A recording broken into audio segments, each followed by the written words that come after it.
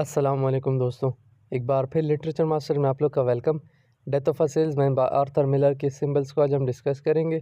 इसकी समरी और थीम्स का लिंक आपको डिस्क्रिप्शन में मिल जाएगा। सिंबल्स में सबसे पहले है सीड्स। अब सीड जो है ये रिप्रेजेंट करता है होप को। होप किसके लिए? ग्रोथ के लिए, लेगेसी को, रिन्यूअल को और फ्यूटिलिटी ऑफ विलीज ड्रीम। अच्छा, ये वो सीड है कि जिनको विली जो था उसने प्लांट किए थे, यानी जब बिफ जो था वो इससे अपोलोजाइज़ करने के लिए आया था तब उसने वो सीड जो थे वो प्लांट करने के लिए डाले थे। अब उस टाइम पे ये एक बंदे से बात भी कर रहा था जो कि बेन था, और बेन की जो रूह थी उसके साथ वो बात कर रहा था और उसको अपना प्लान बता रहा था कि इसका प्लान क्या है कि ये ख़ुद को कत्ल कर देगा, जिसकी वजह से इसकी फ़ैमिली को $20,000 मिल जाएंगे। और उसके बाद उसने क्या किया, अपनी कार को क्रैश कर दिया और $20,000 जो है वो इनके लिए छोड़ दिए। तो सीड जो है वहाँ पे सिंबलाइज़ करते थे ग्रोथ को, लेगेसी को और रिन्यूअल को। और वहीं पे ही विली ये एडमिट करता है कि उसका जो ड्रीम था, यानी जो उसका अमेरिकन ड्रीम था, वो फ्यूटाइल था, वो बेकार था, वो फजूल था। फिर उसके बाद द रबर हॉर्स। अब ये क्या रिप्रेजेंट करता है? ये Willy suicidal tendencies and escape from pressure को सिंबलाइज़ करता है। यानी एक बार उसने सुसाइड करने के लिए रबर हॉर्स जो था उसका सहारा लिया था।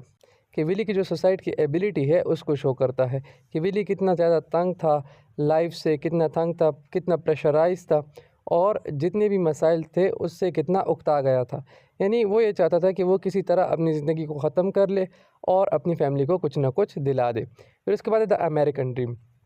अब अमेरिकन ड्रीम क्या है? वो ये है कि जब आप मेहनत करेंगे तो आप उसका फल मिलेगा। तो विली ने क्या किया था? उसने भी यही किया था। उसने सारी उम्र मेहनत की थी और उसको पता था कि अगर मैं मेहनत करूँगा तो मुझे इसका फल मिलेगा। और वो ये कहता था कि सिर्फ एजुकेशन ही ऐसी चीज़ नहीं है कि जिससे आप कामयाब हो सके, और वो एजुकेटेड लोगों को कामयाबी नहीं समझता था। वो कहता था कि अगर सिर्फ किसी बंदे ने एजुकेशन हासिल की है और उसकी जो इंटरनल स्पिरिट है, जो इंटरनल क्रिएटिविटी है वो बाहर नहीं निकली, तो बंदा कामयाब नहीं है। और सोसाइटी जो है वो किस तरह एक कामयाब बंदे को नापती है, तो उसके बारे में बताया गया है। फिर है द स्टॉकिंग्स।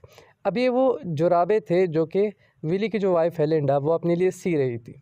यानी अगर हम प्ले में देखें तो लिंडा जो है वो एक जगह पे अपनी स्टॉकिंग्स को मेंड कर रही है, यानी उसको बार बार सी रही है, मुरम्मत कर रही है। तो सबसे पहले तो ये फाइनेंशियल इनसिक्योरिटी को शो करता है, दूसरा बेट्रेयल को और तीसरा गिल्ट को। अब अगर देखा जाए तो विली जो है वो इसके लिए फिर नया एक जोड़ा ले आता है, लेकिन ये क्या शो करता है? विली का जो फेलियर है वो शो करता है। फेलियर किसे? Failure as a husband. और दूसरा फाइनेंशियल क्राइसिस को शो करता है। फिर इसके बाद है द फ्लूट। अब ये जो फ्लूट है ये शो करता है nostalgia for a simpler lost pass transient success. अब ये क्या है? ये जो फ्लूट है ये इसके फादर बजाया करते थे, और इस फ्लूट की आवाज़, ये जो फ्लूट की म्यूज़िक है, ये इसको बार बार सुनाई पड़ती है और इसे वो बातें याद आती है कि कैसे इसका जो भाई था और इसके जो फादर थे वो डायमंड फॉर्चून के लिए गए थे, लेकिन ये उनके साथ नहीं गया। तो ये रिपेंट कर रहा होता है एक किस्म से, क्योंकि अगर हम ज़्यादा टाइम देखें तो प्ले में सारा टाइम ही मोस्टली ये अपने ख़यालों में ही गुम रहता है। फिर उसके बाद है द कार। अब कार जो है ये लाइवलीहुड का और अल्टीमेट डिमाइस का सिंबल है, लेकिन ड्यूअलिटी का भी है। ड्यूअलिटी किस में? प्रोग्रेस और डिस्ट्रक्शन में। क्योंकि अगर देखा जाए तो एक सेल्समैन था और एक सेल्समैन के लिए कार बहुत ज़रूरी है। वो कार के थ्रू कभी एक जगह जाएगा, कभी दूसरी जगह जाएगा, लेकिन अगर देखा जाए तो यही कार इसकी मौत का सबब भी बनी। तो ये एक तरफ लाइवलीहुड का सिंबल है, लेकिन दूसरी तरफ ये डिस्ट्रक्शन का, डेथ का सिंबल है। फिर उसके बाद है द हाउस।